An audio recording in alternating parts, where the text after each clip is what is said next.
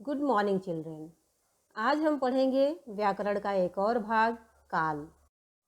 काल किसे कहते हैं? क्रिया के जिस रूप से कार्य के करने या होने का पता चलता है उसे काल कहते हैं। दूसरे शब्दों में कहा जाए तो क्रिया का वो रूपांतर रूप जिससे कार्य के व्यापार होने का या उसके पूरा या अपूर्ण होने का पता चले, बोध हो, उसे काल कहते हैं। उदाहरण के रूप में बच्चे खेल रहे हैं। क्रिया है खेल रहे हैं, तो खेलने का काम हुआ या नहीं हुआ या हो रहा है, ये जो दर्शाता है, इससे काल का पता चलता है। मैडम पढ़ा रही हैं।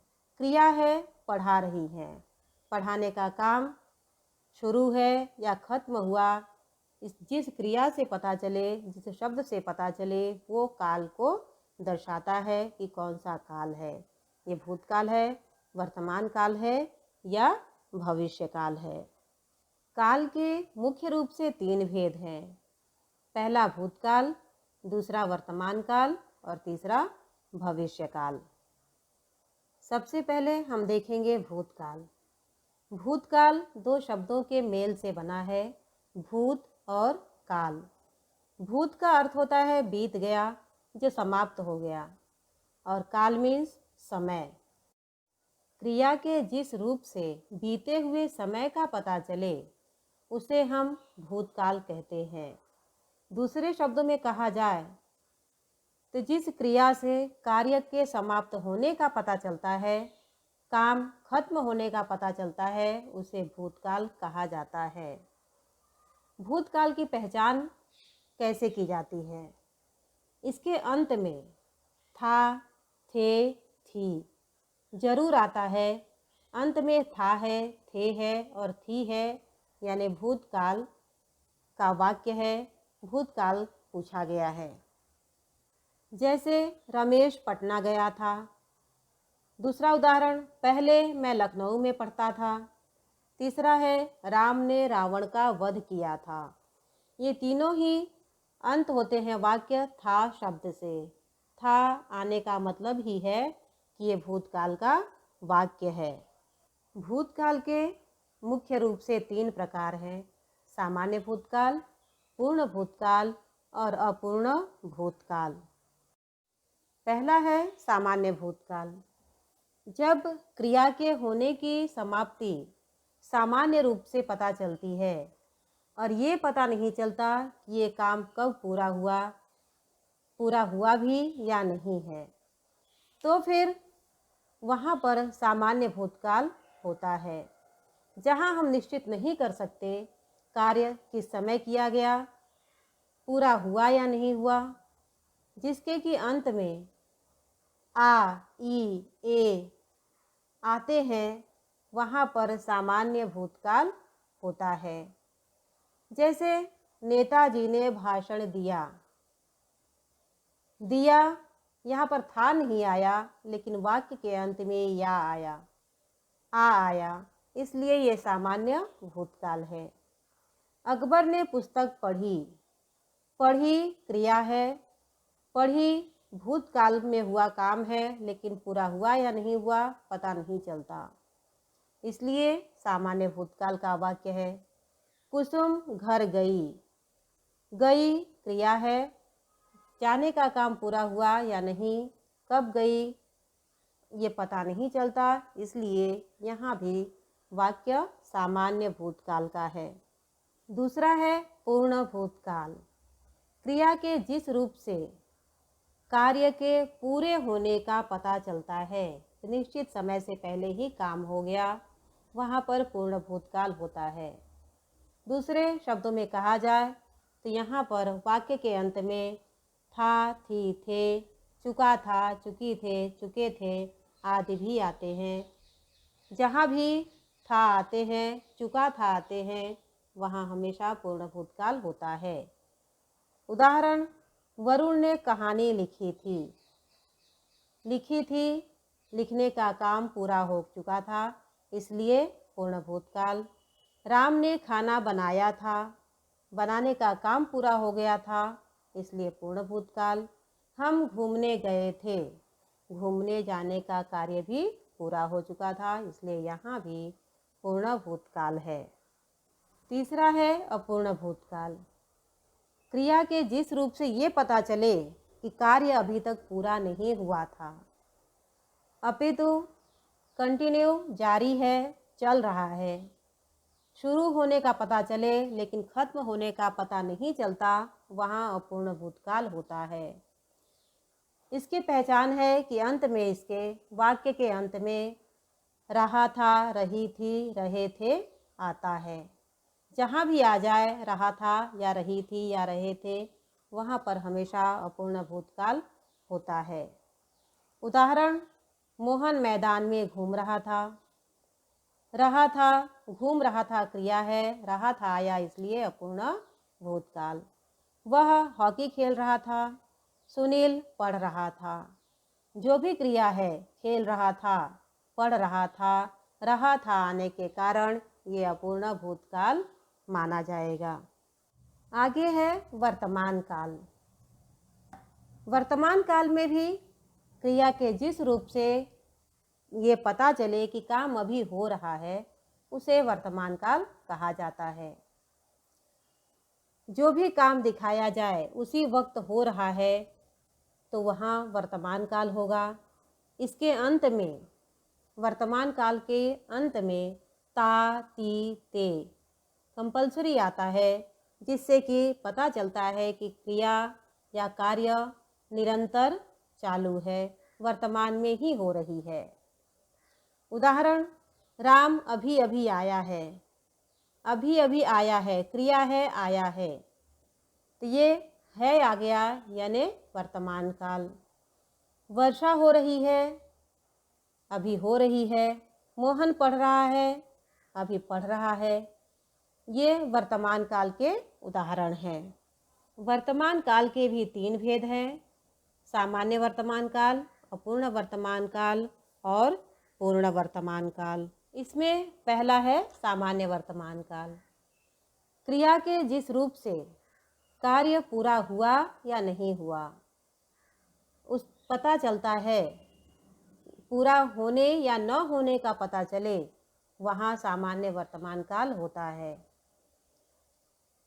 इसके अंत में ता है, ती है, ते है, ती है, ती हूँ, ता हूँ, यानी पढ़ता हूँ, पढ़ते हैं, पढ़ती हूँ, लिखता है, लिखती है, लिखते हैं। इस तरह के शब्द आते हैं अंत में, तो वहाँ सामान्य वर्तमान काल होता है। उदाहरण, गरिमा लिखती है। लिखती है आया यानी वर्तमान काल। लिखती, ती आया यानी सामान्य वर्तमान काल हो जाता है। चिड़िया आसमान में उड़ती है। यहाँ पर भी उड़ती है क्रिया है, उड़ती है का उड़ रही है या नहीं है, उसका उड़ने का काम पूरा हुआ या नहीं पता नहीं चलता, इसलिए यहाँ भी सामान्य वर्तमान काल होता है। दूसरा है अपूर्ण वर्तमान काल। अपूर्ण का अर्थ ही है इनकम्प्लीट, अधूरा। क्रिया के जिस रूप से वर्तमान में काम पूरा न होने का पता चले, वहाँ पर अपूर्ण वर्तमान काल होता है। इसके अंत में रहा है, रहे हैं, रही है, रहा हूँ आदि शब्द आते हैं, जो कि उसकी अपूर्णता को सिद्ध करते हैं। उदाहरण, श्याम गेंद खेल रहा है। उसका खेलने का काम अभी भी चल रहा है, खेलने का काम पूरा नहीं हुआ। वह घर जा रहा है, जाने का काम पूरा नहीं हुआ। अनीता गीत गा रही है, यहाँ पर भी गाने का काम पूरा नहीं हुआ है।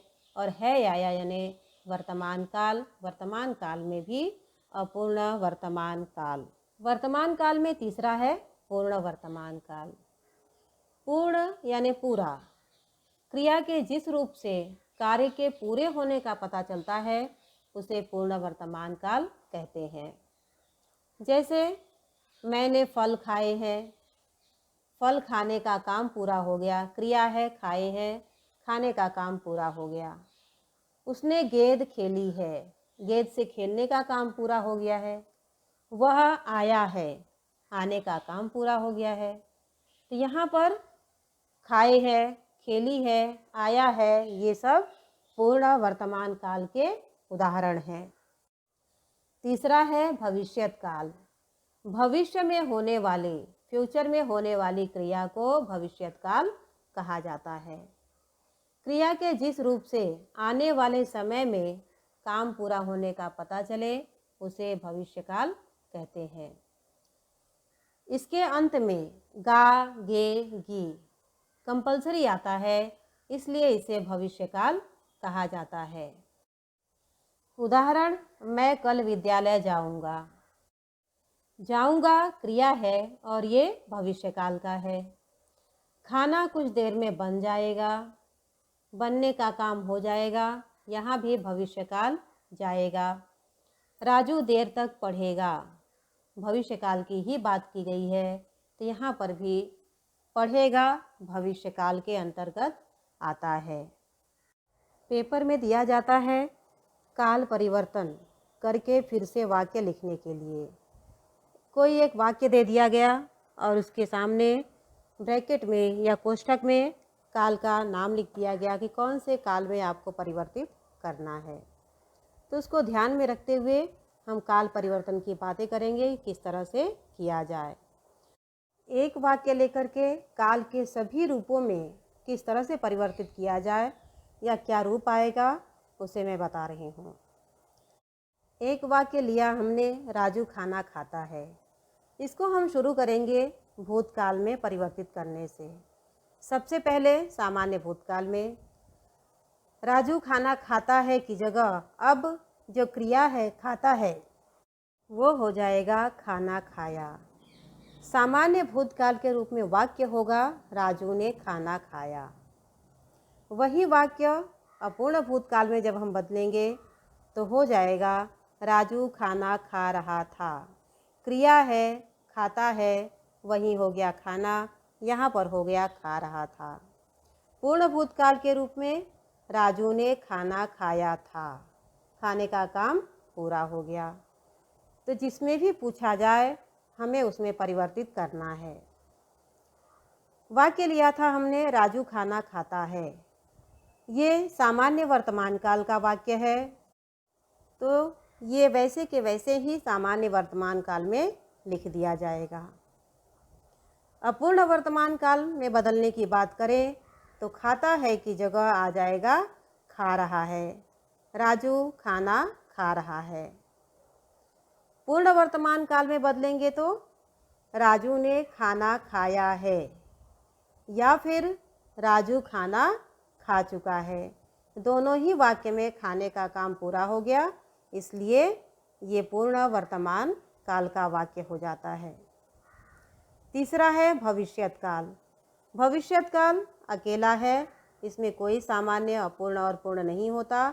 इसमें सीधा ही हमने सीखा कि खाएगा या फिर गाएगा, लास्ट में गा, गे, गी आ जाता है। बाकी कुछ बहुत ज़्यादा जोड़ने की ज़रूरत हमें नहीं पड़ती। तो यहाँ पर सिंपल सा सेंटेंस बनता है, राजू खाना खाएगा। खाएगा आ गया, यानी भविष्यकाल का ये सेंटेंस हो जाता है।